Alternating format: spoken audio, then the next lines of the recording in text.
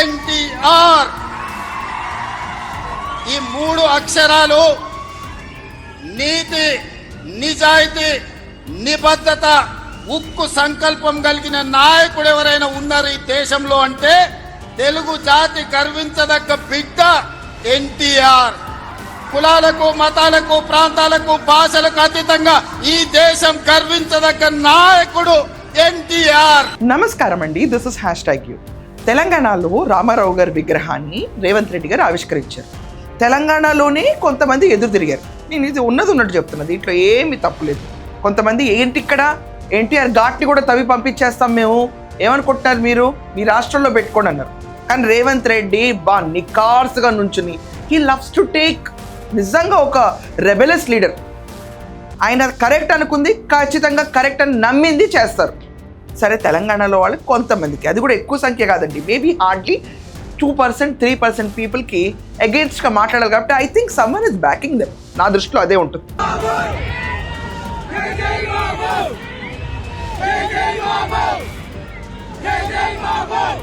కానీ విచిత్రం ఏంటంటే ఆంధ్రప్రదేశ్లో ఇరిగేషన్ మినిస్టర్గా పనిచేసిన అంబటి రాంబాబు కూడా విచిత్రంగా అనిపించింది ఈ కాన్సెప్ట్ని. చాలా విచిత్రంగా అనిపించింది. అతను ఒక ప్రెస్ మీట్ పెట్టి దీని గురించి విశ్లేషిస్తున్నాడండి. ఒక్కసారి అది విందాము. It's high time. అంటే వీళ్ళు కొంచెం కూడా ఓర్చుకోలేరా? పక్క రాష్ట్రంలో రామారావు గారిని పార్టీలకు అతీతంగా చూస్తారు. పివి నరసింహారావు గారు పిఎం క్యాండిడేట్ కింద నుంచుంటున్నా అంటే పోటీ కూడా పెట్టరు. తెలుగువారు ప్రైమ్ మినిస్టర్ అవుతున్నారు, నేను అడ్డుపడను అని నియోజకవర్గంలో పోటీ కూడా పెట్టలేదు. తెలుసా? కొంచెం సిగ్గుందా ఈ మాటలు మాట్లాడే ముందు? రామారావు గారి ఖ్యాతి గురించి నువ్వు చెప్పాలి ఈరోజు. It is not, he is just not a person belonging to any party.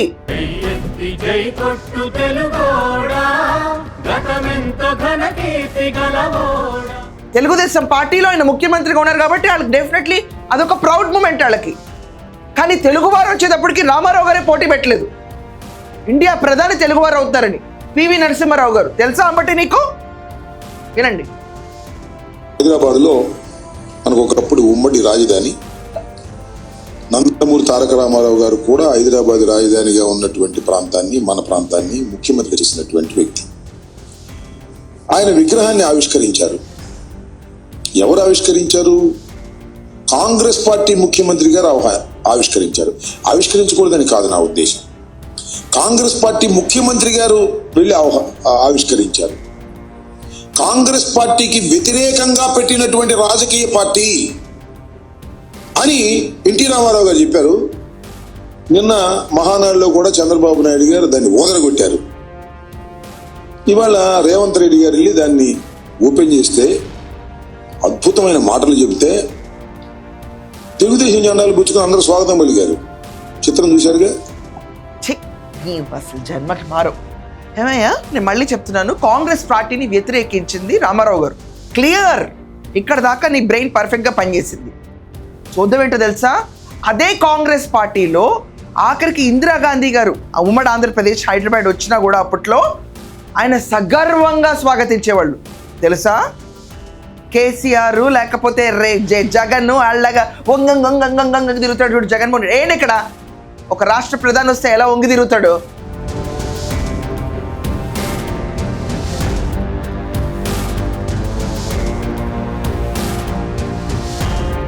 అలా కాదు, నడువు ఇష్టం వచ్చినట్టు వంచేవాళ్ళు కాదు. నిటారుగా నుంచి తెలుగు వారి గురించి పోరాడేవాళ్ళు, అవతల వ్యక్తికి గౌరవం ఇచ్చేవాళ్ళు. అదే రీతిలో కాంగ్రెస్ పార్టీకి చెందిన పివి నరసింహారావు గారు తెలుగువారు కాబట్టి ఆయనకి పోటీ కూడా పెట్టకుండా గెలిపించారు. ఆయన పోటీ చేయదు ఎన్నికల్లో తెలుగుదేశం అని డిక్లేర్ చేస్తారు. ఏంటి విజువల్స్ ఇక్కడ రామారావు గారు, నరసింహారావు గారిది.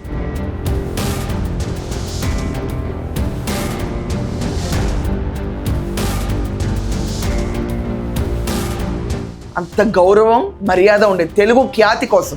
ఈరోజు ఇక్కడ రేవంత్ రెడ్డి గారు సేమ్ రామారావు గారు చేసినట్టే పివి నరసింహారావుకి ఎలా పోటీ పెట్టలేదో ఆ రోజు, అదే రీతిలో రామారావు గారు ఒక పార్టీ వ్యక్తి కాదు, ఆయన తెలుగు జాతికి ఒక కీర్తి, ప్రతిష్ట, పరువు నిలబెట్టిన వ్యక్తి కింద భావించి విగ్రహావిష్కరణ చేస్తే అక్కడ వచ్చిన కొంతమంది తెలుగుదేశం వాళ్ళు జై తెలుగుదేశం జెండా పట్టుకోక అర్జెంటుగా వైసీపీ జెండా మోస్తారా?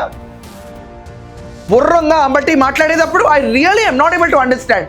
నేను ఏ పార్టీకి భజన కొట్టట్లే ఇక్కడ. I'm not interested to do that today. క్లియర్గా అక్కడ ఏంటి, రామారావు గారు తెలుగుదేశం పార్టీకి చెందిన వాళ్ళు కాబట్టి వాళ్ళు తెలుగుదేశం జెండాలు తీసుకొచ్చారు. తప్పేంటి దానికి? ఇప్పుడు మీరు పెడతారు బోడి సిద్ధం సభలు, ఆ సభల్లో వచ్చి జై చంద్రబాబు అని కూడా అంటారు. తెలుసా నీకు అది? తెలుసా? కేసీఆర్ సభలు పెడతాడు, పెట్టినప్పుడు జై కాంగ్రెస్ అంటారు. ఏమే బయటోడు ఎవడో వచ్చిండ మన లొల్లి పెడుతున్నాడు అక్కడ అని చెప్పి అరిసెటోడు కేసీఆర్. తెలుసా? మైకా ఎవరది?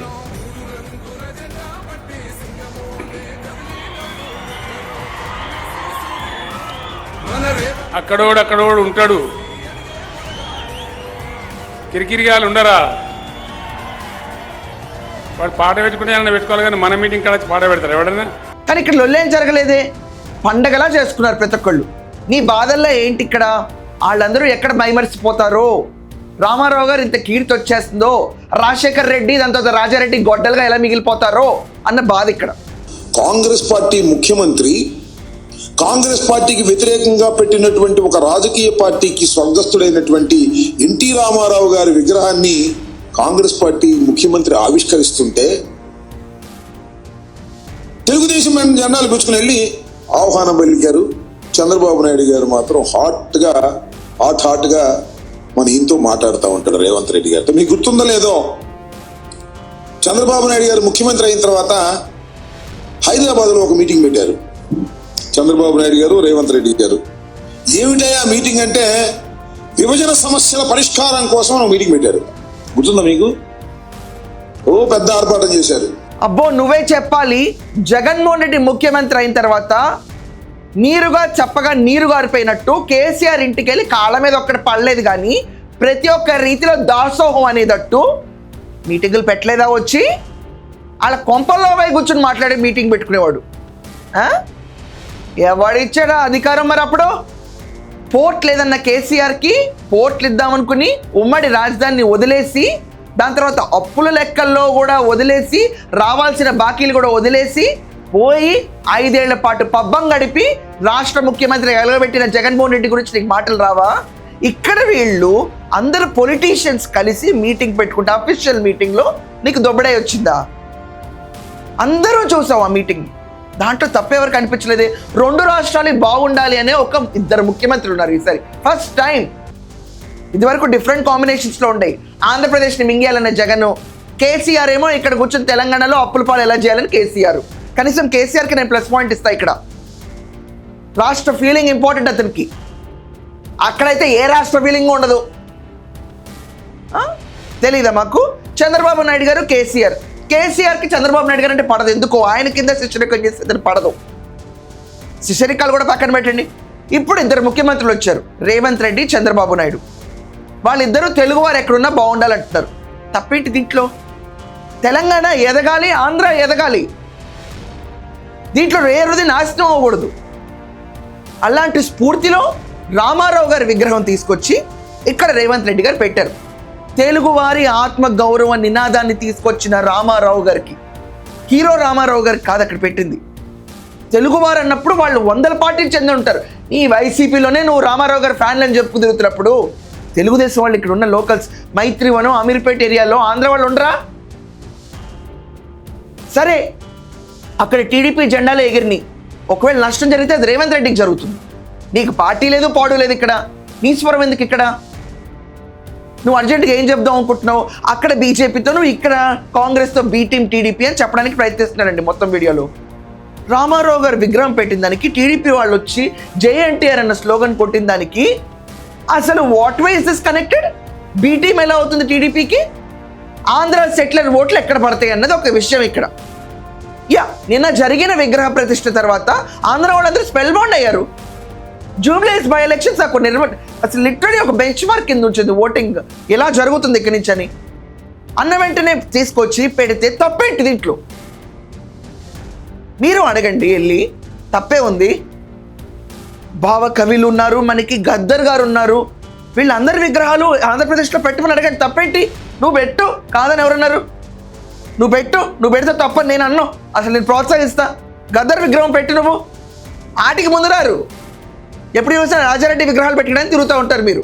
సో చంద్రబాబు నాయుడు గారికి కాంగ్రెస్ పార్టీ మీద లవ్ అండ్ ఎఫెక్షన్, దాని తర్వాత మోడీ గారికి వంగి వంగి దండాలు పెడతారు. ఇలాంటి రైమ్ అండ్ రిథమ్ సింపుల్గా వెరీ ఫోకస్డ్గా ఇప్పటిదాకా చంద్రబాబు నాయుడు గారు లోకేష్ గారి మీదే జగన్మోహన్ రెడ్డి గారు అండ్ టీం పడుతున్నారని నేను అనుకున్నాను.